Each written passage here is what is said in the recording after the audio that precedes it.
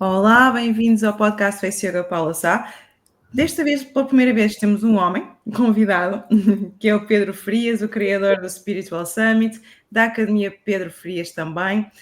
Olha, obrigada, Pedro, obrigado por estares aqui. Obrigado. Trazendo aqui este tema tão importante também. E eu queria começar por perguntar-te quem é que é o Pedro?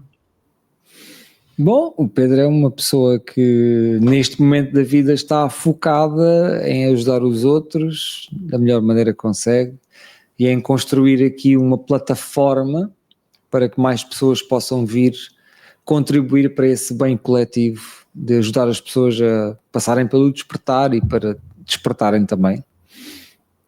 Sim. Basicamente é isso. E já foste, é aquilo que eu tenho visto, portanto eu estive aqui a fazer nos bastidores e estive a estudar um bocadinho também o teu percurso e eu vi que tu já foste tanta coisa, tu já fizeste tanta coisa, e como é que foi este despertar? Como é que surgiu no meio de todo este teu percurso? Bom, o despertar não se pode dizer que tenha sido um processo único e instantâneo, foi uma coisa que foi acontecendo. Começou desde muito cedo pelo meu interesse pela área mística, oculta, o poder da mente e tudo isso, e aí foi desde muito cedo mesmo, estamos a falar, sei lá, anos 90, por aí fora, e eu também, como era músico e gostava de compor e tinha assim uma veia artística que me permitia também entrar assim, ou conectar-me, com outras dimensões, outros planos, outras frequências, e como tal, toda essa procura e toda essa capacidade de estar desligado da terra e focado no céu, que é mesmo assim, porque quando nós somos criativos estamos nas nuvens e andamos por ali sempre a fazer downloads e sempre a pensar em inspirações, levou-me depois a começar a querer entender um pouco melhor do mundo místico, porque a religião não era suficiente para mim, para me responder a todas as perguntas que eu tinha. Eu fui escoteiro, passei pela catequese e por essas coisas normais, mas depois chegou ali um ponto que eu achava que aquilo era curto, e então comecei o meu estudo, indo à biblioteca na altura de Lagoa, indo buscar bíblias e outros livros todos religiosos e esotéricos que existiam na altura, que não eram muitos.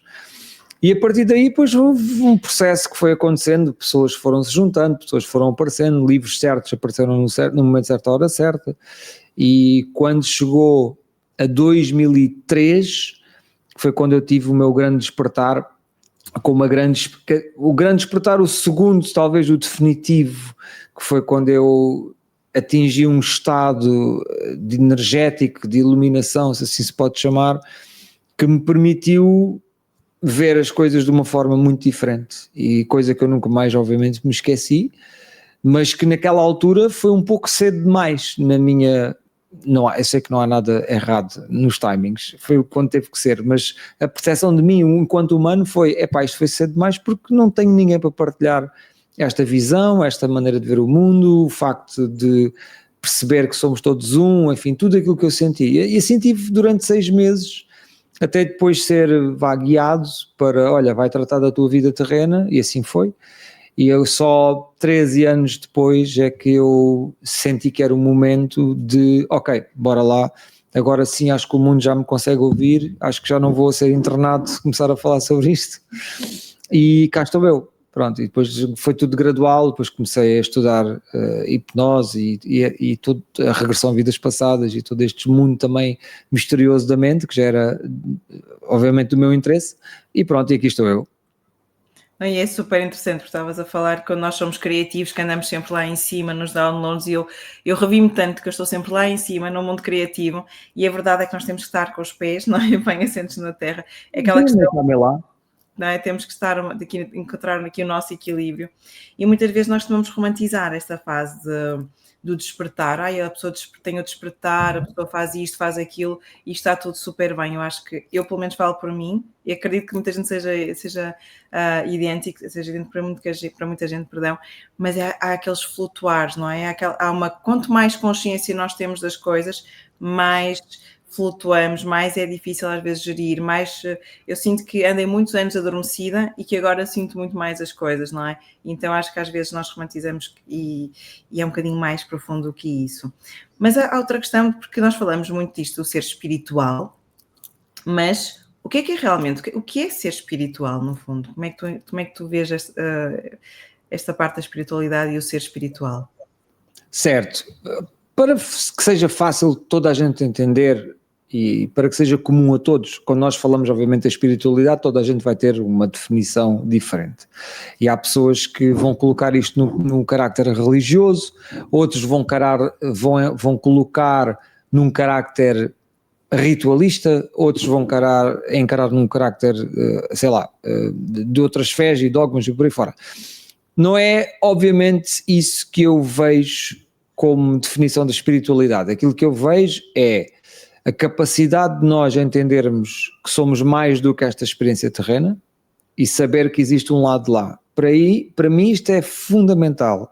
Acho que não existe espiritualidade na minha visão sem entender que nós não somos só isto e que somos outra coisa. Porquê? Porque esta outra coisa que está aqui por cima e que nos orienta e comanda, seja o nosso eu superior, os guias, Deus, Buda, seja lá o que quiserem chamar, é, na verdade, uma parte vital de ser reconhecida. Porque se nós não reconhecermos que existe um ser, uma energia, uma visão superior sobre a nossa existência, nós nunca vamos colaborar e podemos correr o risco do nosso ego dizer eu é que sei e pumba lá um estouro com a cabeça. Isso é uma das componentes para mim essencial. A outra é compreender que eu, na minha tarefa terrena, a única coisa que me faz conectar a quem eu sou de verdade lá em cima é a capacidade de ser o melhor humano que eu consigo ser em todas as pequeninas coisas. Ora, se eu quero ser o melhor humano, e o que é que isso significa, né? Mas quer ser o melhor humano, sendo o melhor da honestidade, da caridade, da verdade, do carinho, do amor, da compaixão, da firmeza também, da justiça, assim, de todas essas componentes, se eu aplicar isso em todas as pequenas coisas que eu faço, permitindo-me também às vezes ser humano e não as usar porque, sei lá, porque hoje estou frustrado ou porque hoje perdi a paciência, seja lá por que for, vamos na verdade conseguir evoluir e cumprir aquilo que temos cá para cumprir. Porque existe o perigo real das pessoas saírem fora de quem são isso é só espiritualidade. Não, atenção, as pessoas saem fora de quem são, desconectam-se do seu centro verdadeiro, luminoso e podem pagar uma fatura muito elevada e às vezes com a própria saúde por estarem desconectadas de quem são de verdade. Porque a pessoa que está alinhada com ela própria e está a ser o melhor que ela consegue ser e permitindo-se guiar pela vida, que é assim simples, não é assim tão complicado. Como é que eu ouço o eu superior? Deixa-te guiar pela vida, não forces nada, deixa-te fluir. E as pessoas que fazem isso sem pensar se calhar em muita coisa são muito mais espirituais do que aquelas que andam a tentar ser espirituais à força, mas depois estão agarradas a ideias e a conceitos. Portanto, isso é que é para mim a verdadeira espiritualidade. E focaste aí numa coisa que eu acho que eu vejo muito isto. As pessoas procuram muitas ferramentas, muitos rituais, muitos. Eu quero ser mais espiritual, ou eu quero encontrar-me, eu vou fazer muitos retiros, eu vou fazer. E está tudo certo com estas ferramentas, não é essa a questão. Mas acho que se as pessoas focam só naquele momento, se depois não levam para a vida essas ferramentas, ou então pessoas que estão tão focadas em fazer retiros, fazer meditação, fazer muitas coisas, mas depois esquecem-se no dia a dia de dar a mão ao outro, como estavas a dizer, ser um bom ser humano, simplesmente, não é? Às vezes as pessoas estão ali a batalhar. Uma vez estava a falar com uma amiga e ela diz, eu nem tenho tempo para essas coisas, eu estou sempre a dar no duro porque eu estou aqui a tentar sobreviver.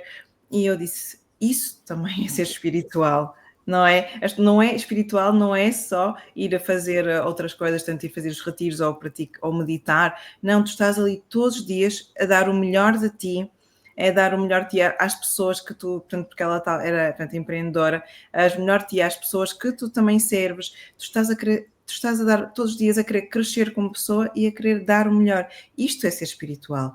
Não é necessário, ou seja, é mesmo o dia a dia, não é? Que nós temos que encarar desta forma.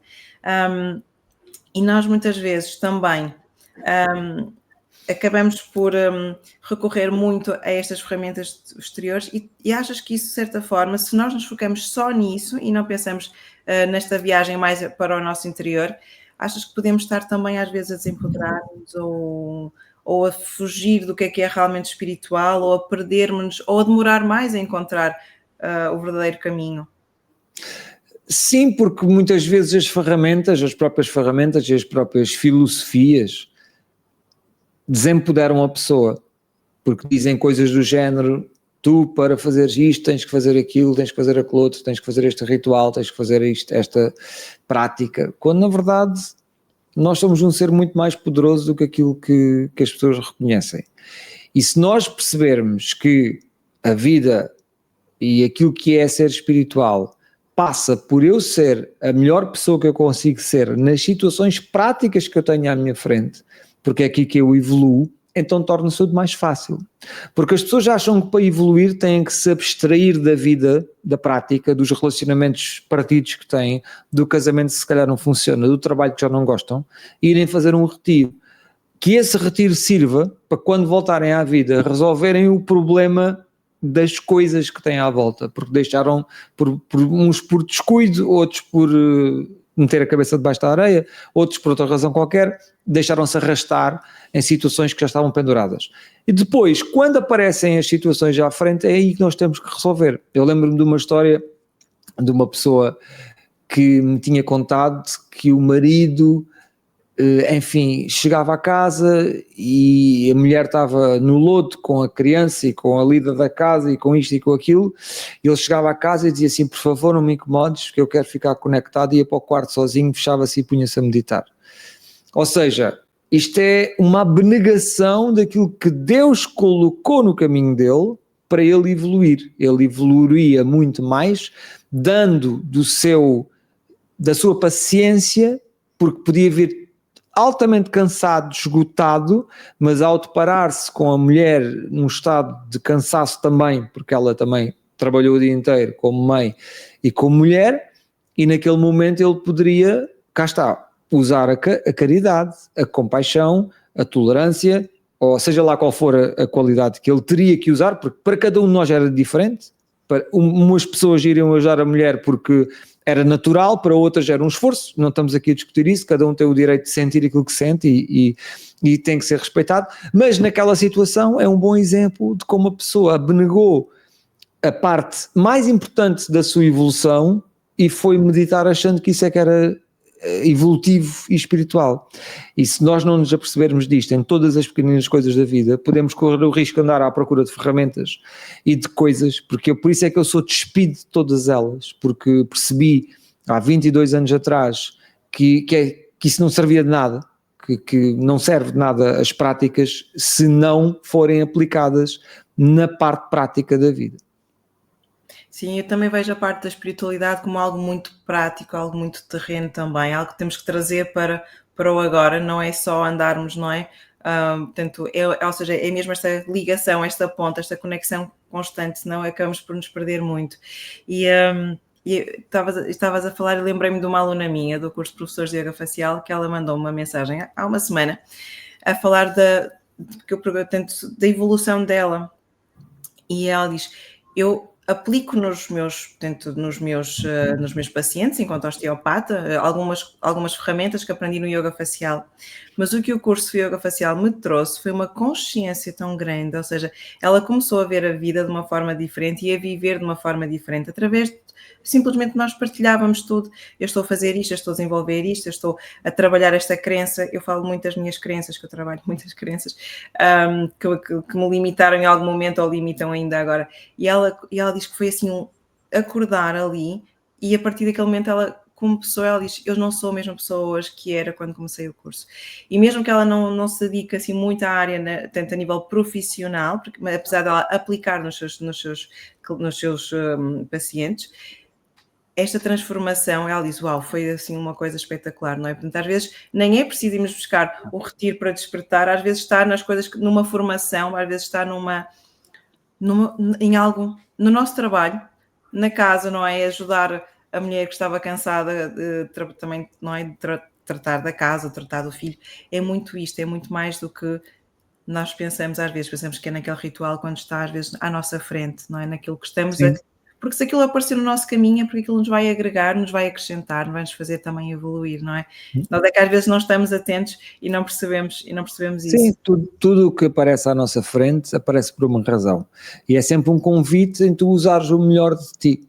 Portanto, se aparece esta situação, se a pessoa eu não quero lidar com isto, isto não tenho paciência para isto. E isso é sempre uma abnegação, porque aquilo não está ali ao acaso. E essa parte humana, que é essa não colaboração com o nosso eu divino, porque é do tipo, o eu divino põe isto aqui, e o eu terreno diz, não, isso não é para mim. Isso, se calhar é. Também às vezes não é mesmo, e isso nós sentimos, olha, isto não é para mim, ok. Agora, quando é por repulsa, até às vezes vê na expressão facial, né, da pessoa, e se calhar não é bem assim, temos que aprender a lidar com isso de outra forma. Sim, e a vida é muito interessante, porque a vida às vezes manda-nos um pequeno sinal, olha, deves fazer isto. Epá, não quero. E a seguir manda uma mensagem maior, ainda não quero. E a seguir levamos não é? Com algo muito intenso, muito forte, e nós, olha, agora sou mesmo obrigada a passar por este caminho. Quando temos que passar por lá, portanto, é melhor aproveitar porque senão a vida dá-nos uma bufetada maior ainda, porque para acordarmos era por ali. Mas é muito interessante. E aqui em relação a esta parte da espiritualidade ainda, nós vemos aí muitos gurus hoje em dia. E às vezes eu faço este pequeno alerta para os gurus também, porque como é que nós deveríamos ver, ou seja, sendo assim muito direto, também esta questão é muito direta, mas que cuidados é que devemos ter? Porque nem tudo, e às vezes as pessoas têm ótimas intenções, estes gurus, atenção, não é essa a questão. Claro. Eu acredito que as pessoas dão sempre o melhor e fazem aquilo que acreditam e fazem-no porque acreditam que estão a ajudar realmente. Mas o que é que devemos ter em atenção quando procuramos algum tipo de guru, algum mentor? Olha, a frase que eu mais gosto para responder a isso é: um verdadeiro mestre não é aquele que tem mais seguidores, é o que cria mais mestres. Portanto, se nós vamos a uma pessoa que tem seguidores e que a filosofia é centrada no ele, guru, e que a pessoa, enfim, façam como eu fiz, façam aquilo que eu faço, façam assim, façam assado, penso que é de fugir.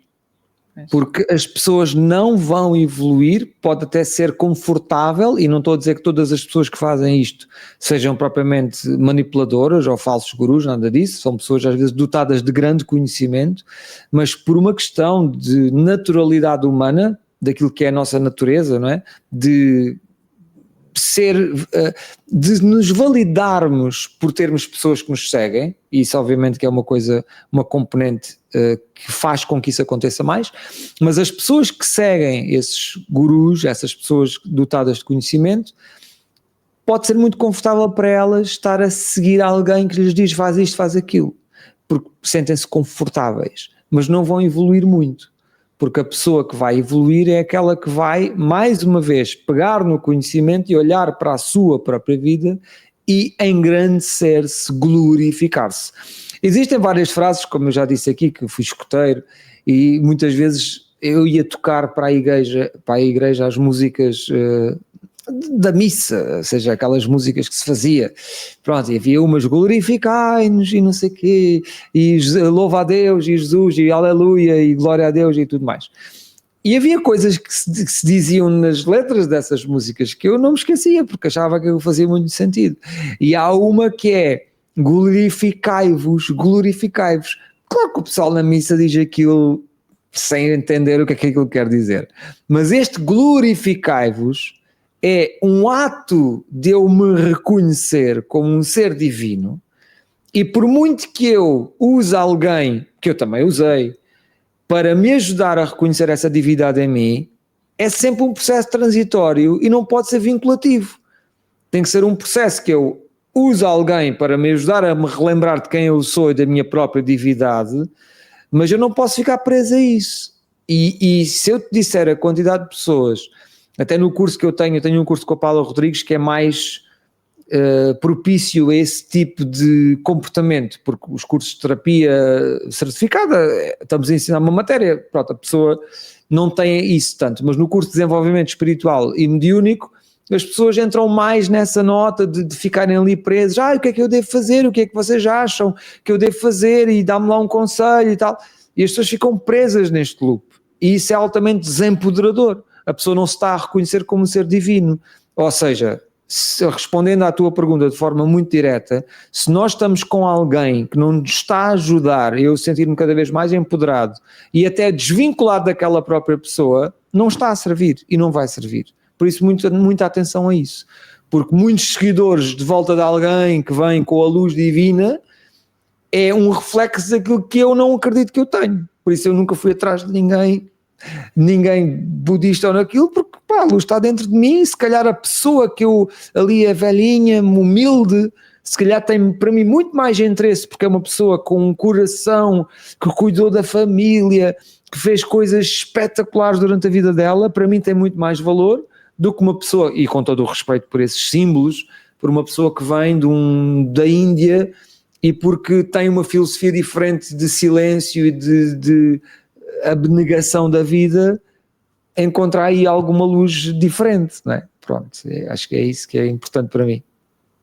Sim, eu também nunca me identifiquei muito eu confesso, com os símbolos que vêm daqui e dali, que são pessoas também como nós, e também sempre gostei, aquilo que me inspirava era aquela história da pessoa que eu trabalhei portanto, eu antes de ser professora de yoga facial, eu trabalhei vários anos enquanto profissional de saúde, em meio hospitalar, no estrangeiro, estive num espaço que era muito, trabalhávamos com cuidados paliativos também, portanto fiz gestão de serviços, e aprendia tanto, inspirava-me tanto com aquelas pessoas, com a história de vida das pessoas, e às vezes em cuidados paliativos não encontramos só pessoas idosas, não é? Infelizmente. Não. Mas inspirava-me tanto as histórias, a força das pessoas e aquilo que elas tinham feito, o bem que elas tinham feito até àquela comunidade. Eu estava num sítio muito isolado, um sítio muito pequenino, muito rural, que era muito interessante até portanto, este último trabalho era muito interessante por vários motivos. Era um antigo sanatório da Cruz Vermelha Russa, que eles fugiram, bem, assim, tem assim uma história muito interessante e tinha uma energia também muito interessante. Mas é mesmo isso, as pessoas que estão aqui, que transmitem, que me ensinam, inspiram-me mais do que alguém que faz meditação ou isto. Eu nunca me senti ligada a nada disto. As pessoas diziam, olha, vê este, vê aquele. Eu nunca consegui conectar com nada disso, sou muito sincera, não sei explicar, não tiro qualquer valor, não é mesmo isso que nós estamos a falar, não é cada um, mas eu pessoalmente também nunca senti isto, é alguma partilha mesmo pessoal e não sou especialista, não sou nada. Sim, então é aquilo que sentes, não é? É aquilo que sentes e está certo. É isso. Aqui, por exemplo, aquilo que eu vejo também na minha área atualmente é que eu lido com muitas mulheres e aquilo que eu sinto, as mulheres que vêm ter comigo procurar o yoga facial, elas, ao falar com elas, acabo por me aperceber que há um sentimento de não merecimento, de falta de amor próprio muito grande. Não sei, depois elas acabam com estas práticas, também acabam por gostar um bocadinho mais delas, mas que tipo de conselho, ou como é que tu vês, ou como é que tu analisas este não merecimento? Porque, sobretudo hoje em dia, a nossa sociedade é muito difícil também, é muito exigente, digamos. As mulheres, há um peso muito grande, que as mulheres não são bonitas o suficiente, não são jovens o suficiente, não são magras o suficiente, não é? Estamos sempre, depois vemos as publicidades, as campanhas de rejuvenesce 10 anos com o creme, como se a nossa idade fosse errada, não é? Portanto, nós estamos sempre a transmitir que deveríamos ser mais jovens, deveríamos ter outra aparência. E mesmo estes photoshops, estes filtros todos que existem, as redes sociais, acabaram por trazer ainda mais isto, não é? Para o nosso dia-a-dia. E é por isso que eu estou sempre a lutar, entre aspas, contra isto também, porque as mulheres querem chegar a um ideal de beleza que nem existe, que é editado, que é alterado, que é manipulado, e é uma luta injusta que nos leva a sentir que somos não merecedoras, que começamos a gostar menos de nós próprias, porque não chegamos àquele ideal de beleza que também não é real, não é? Então, como é que conselho ou como é que tu analisas o que se está a passar? Eu acho que, pronto, existe um mecanismo na nossa infância que faz com que esse não merecimento exista. Porquê? Porque nossos pais, sem querer, obviamente, na nossa geração e nas gerações anteriores, fizeram tudo para passar a ideia de que tens que merecer o amor. Ou seja, faz para mereceres. Ai, arruma o teu quarto. Ai, que lindo menino. Ai, estou triste contigo. Se não fizeres isto, eu fico triste. A mamãe fica triste contigo. Todas estas pequenas coisas acabam por introduzir a ideia à criança de que, olha, eu tenho que fazer a minha mãe feliz. E eu não estou a conseguir fazer a minha mãe feliz e, como tal, eu se calhar não mereço o reconhecimento da parte dela. E depois, claro, também disse-se, aliás, muito poucas vezes, eu amo-te, eu valorizo-te, parabéns pela tua conquista, olha, não tiraste um 5, mas fizeste um bom esforço, continua. Não houve reforço suficiente na nossa geração, nem com meninos nem com meninas, para que agora o merecimento existisse, porque se fores ver todas as pessoas que estão a passar por esse desafio, não tiveram na sua história alguém que as valorizasse. Ora, querendo dizer também que nós temos de ter consciência de que essa ausência da infância não é vinculativa a um estado permanente, porque eu não tive isso na infância, mas eu posso resgatar essa procura de validação e substituí-la pela minha própria autovalidação. E essa validação vem do universo, porque eu estou aqui por direito. Epá, eu tenho direito à vida, eu mereço coisas boas. E quando eu começo a afirmar isso com unhas e dentes, digo, não, espera, eu mereço estar aqui, eu consigo, eu vou fazer, eu não preciso que ninguém me valorize, e que isso venha daqui, que não venha de um sentido de raiva, que venha daqui do coração. E acho que a partir daí nós começamos verdadeiramente a percorrer outro caminho. Se eu continuo a andar de curso em curso, ou de pessoa em pessoa, consulta em consulta, sempre a dizer, pois eu tenho este problema, não me valorizo, pois, já sei, não me valorizo, vou fazer, pronto, estas coisas ajudam. Mas se eu não percebo que essa valorização pode ser um movimento interno, pode ser um diálogo interno que eu crio para mim, e que me ajuda a reforçar, que depois eventualmente vai encontrar reflexo lá fora, que ainda vai reforçar mais. Porque a pessoa que é confiante atrai pessoas que vão dizer-te, olha, tu estás confiante. A pessoa que se sente bonita vai encontrar pessoas, hoje estás bonita. Mas é uma sensação que parte internamente, não é aquela pessoa que se sente feia, muito feia, que depois se pinta toda para mascarar o que sente que é feia, que vai encontrar pessoas que vão dizer verdadeiramente, ou que vão refletir, aliás, verdadeiramente essa energia, porque provavelmente essa pessoa que se sente feia e que se mascara de tudo o que é beleza falsa, vai encontrar pessoas que também elas são fúteis, falsas, que olham às aparências, e que um dia que essa pessoa se dispa dessa capa, vão rejeitar. Portanto, é curioso como a validação é um problema interno que não encontra lá fora uma cura, nunca, não é no estímulo externo que nós vamos encontrar a cura para a nossa falta de validação, porque ela não existiu, pronto, mas é sobretudo num movimento interno que começa primeiro aqui dentro e que depois, quando a pessoa então mete, se calhar uma boa maquilhagem, se calhar pinta o cabelo, se calhar mete uma roupa, mas quando ela já se está a sentir bonita, valiosa e valorizada, vai encontrar as pessoas com a mesma frequência que vão ver a verdade disso, e ela assim vai encontrar então um caminho para fora dessa sensação de falta de valorização. É verdade, estavas a falar e lembrei-me de uma frase de uma atriz que eu não me recordo qual é, neste momento, que ela dizia: a mulher que é verdadeiramente bela é aquela que sente bela, não é? Isso. Portanto, é mesmo isto, se uma pessoa não sentir, não vai funcionar, não vai dar, não é? Portanto, é mesmo isso, é muito interessante mesmo. E aqui fazendo aqui uma pequenina ponte também para o yoga facial, tu usas eu descobri aqui no meio daquilo que fazemos, que temos aqui algo em comum, tu utilizas o tapping, disse bem, não disse, Pedro? Pode chamar também EFT, que é Emotional Freedom Technique. Okay. E no sim, fundo, é por tapping. Sim, e tem aqui uma parte, é uma base de medicina tradicional chinesa. Vocês utilizam os pontos da medicina tradicional chinesa também.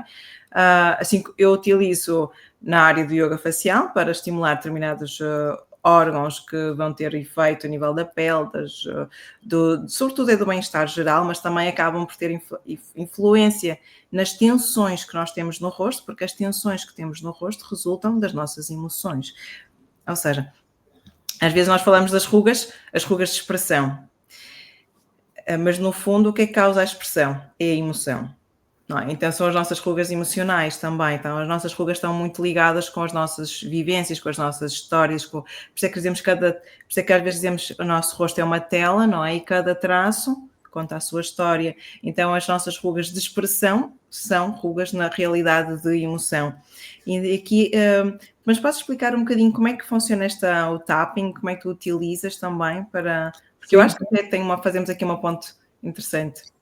Claro, como tu sabes, existem linhas meridianos que atravessam todo o nosso corpo. Alguém, Daniel Craig, se não estou em erro aqui o nome dele, encontrou e descobriu que quando nós nos focamos numa emoção negativa, num trauma, numa dor, e batemos nesta sequência de 14 pontos que vão até aqui aos pontos dos dedos e que terminam aqui, o que é que acontece é que é libertada a energia que resultante desse trauma. Ou seja, imagina que a pessoa tem um fluxo de energia divina e a energia de vida todo liberto e que com os acontecimentos ele fica trancado e bloqueado em alguns sítios associados a uma emoção, a uma memória. E então quando eu penso nessa memória, o meu sistema energético tranca ali. E se eu esquecer, aquilo continua a fluir. Depois eu penso naquilo e aquilo tranca naquele sítio.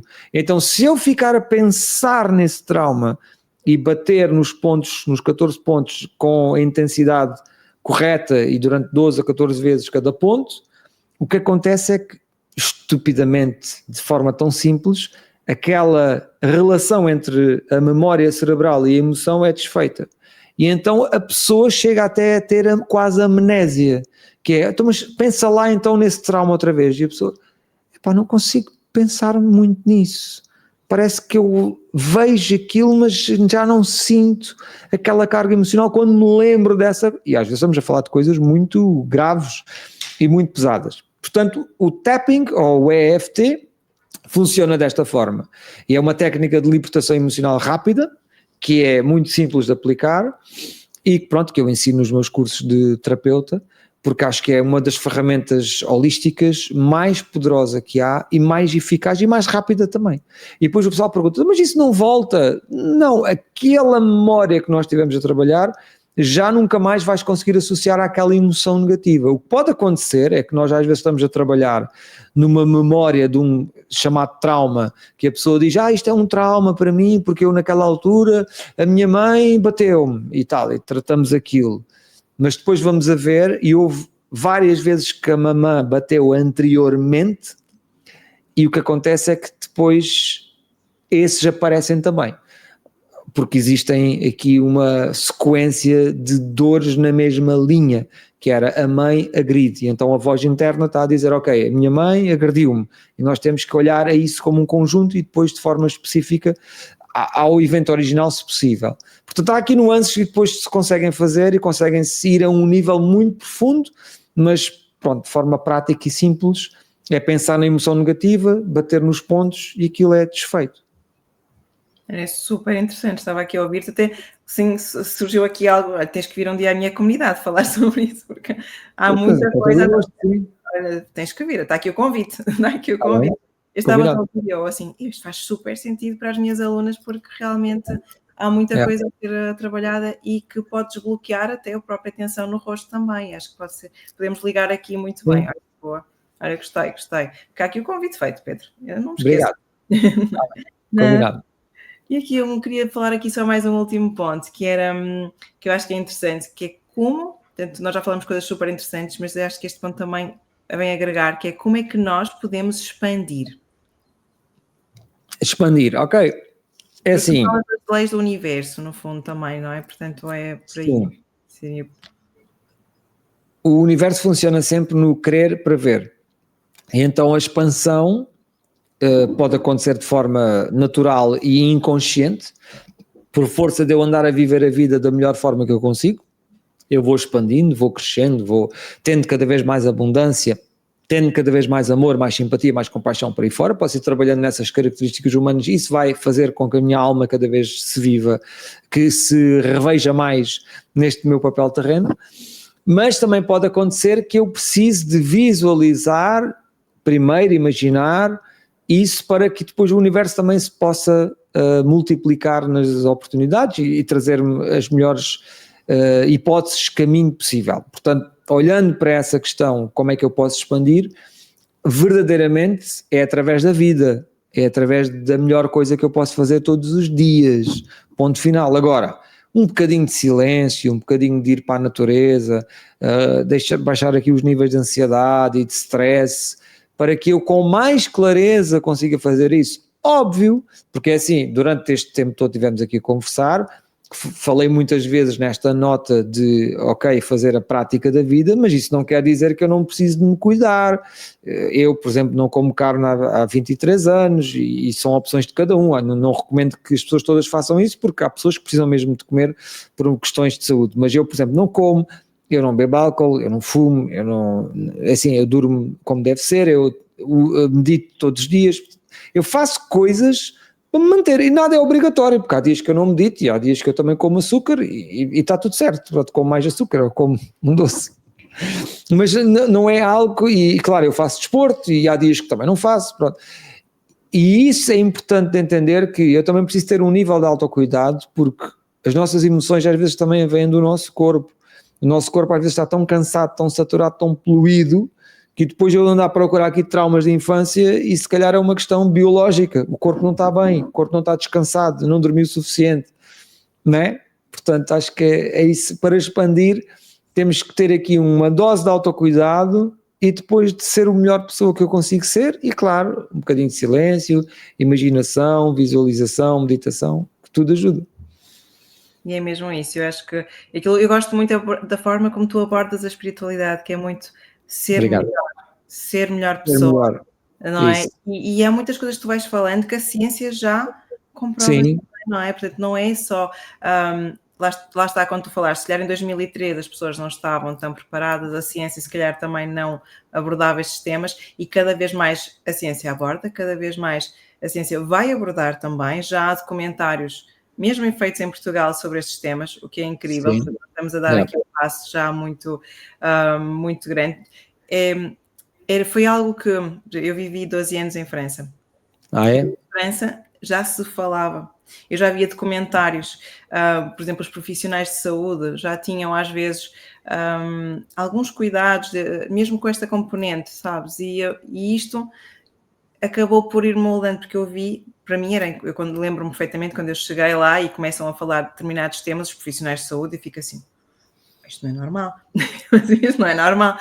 E no início estranhei muito aquilo, e depois comecei eu fui para lá, cheguei lá em 2011, e depois comecei a perceber que realmente estamos a nível de médicos, a nível de profissionais de saúde, a nível científico, lá já é algo que é abordado há algum tempo, sempre com uma componente científica, mas nós, às vezes, há coisas que a ciência não vai conseguir comprovar ou ainda não está preparada hoje em dia, mas daqui a muitos anos vai estar, portanto, e também aquilo que nós sentimos que é correto para a nossa vida vale muito, não é? Às vezes eu digo, já não preciso que a ciência comprove tudo, se eu sinto que é ali, se eu sinto que está correto, se eu sinto cá dentro a nível visceral, é porque é, não preciso que ninguém ou algo, tanto a ciência me venha dizer que é. E isto é muito importante, nós não desligarmos também esta nossa voz, não é? Portanto, é termos esta ligação, e não é tudo perfeito, e não estou a dizer que ouço sempre a voz, ou que ligo sempre à ciência, mas é tentar equilibrar o máximo possível. Olha, eu gostei muito desta conversa, Pedro, gostei mesmo muito. E tenho aqui uma pequena pergunta, que é, que não há respostas certas e erradas, já sabes, isto é sempre assim, não é? Mas para ti, o que é a beleza? A beleza, enfim, pode ser obviamente um carácter estético que a pessoa tem como ideal, mas também pode ser a expressão de um reconhecimento interno de que eu sou luz, não é?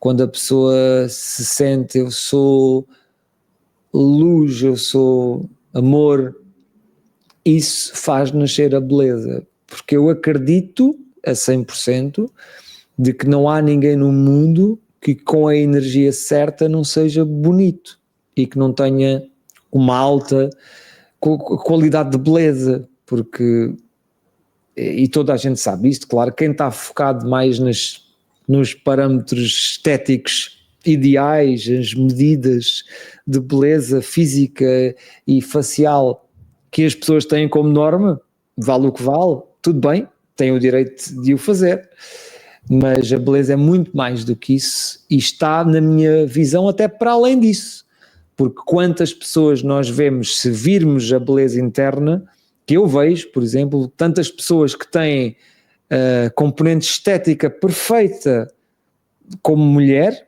por exemplo, e depois olha-se para a energia e aquilo não tem nenhuma beleza para mim. Agora, nós temos que olhar é para onde. Portanto, se uma mulher está muito focada no seu corpo, na sua aparência física e não na sua beleza interna, que é aquela que outras pessoas veem, também vai atrair, como eu disse anteriormente, as pessoas fúteis, porque são as pessoas que olham para a estética. Então, se calhar, toda a gente tem que começar a olhar para a beleza como um movimento interno de libertar a luz de dentro para fora e perceber que a estética uns olham, mas que as verdadeiras pessoas e as bonitas olham para dentro. Sim. Eu identifico muito com isso que tu disseste, que eu acredito mesmo que a beleza vem de dentro para fora, não é? Portanto, eu identifico muito. Olha, muito obrigada, Pedro, por teres estado. Obrigado. Eu queria que Obrigado tu deixasses, não é? Obrigado eu por teres aceito. E eu queria que tu deixasses aqui onde é que te podemos encontrar, e eu sei que tu tens aí coisas que vão aparecer aqui em breve, não é? Sim, tenho o Congresso Nacional de Terapeutas, que vai haver no dia 8 e 9 de novembro, o Spiritual Summit é só para o ano, e tenho o meu curso de terapeuta completo, que é onde nós formamos aqui terapeutas certificados, a nossa empresa é certificada pela GERT, que começa dia 30 de setembro, que é um curso de terapia holística, onde temos várias terapias, o tapping, como já falámos, a hipnose quântica, processos de terapia holística, de exercícios de respiração, enfim, muitas ferramentas que nós usamos para ajudar as pessoas a serem terapeutas, melhores terapeutas, e poderem ajudar também os outros a conectarem-se com esta essência, com esta espiritualidade e com este bem-estar. Ok. E assim podemos encontrar-te nas redes sociais, no teu site? Sim, Pedro Frias, podem ir ao meu Instagram e encontram lá tudo, Pedro Frias PT, por exemplo, ou ao site academiapedrofrias.pt, portanto, sou muito pesquisável, basta irem à procura que encontram. Boa, é isso, olha, muito obrigada de novo, Pedro, Obrigado. foi incrível. E primeira vez tem um homem no podcast, olha. Boa, então, ótimo. E isso continuar também. Olha, muito grata e até breve, então. Obrigado e até breve.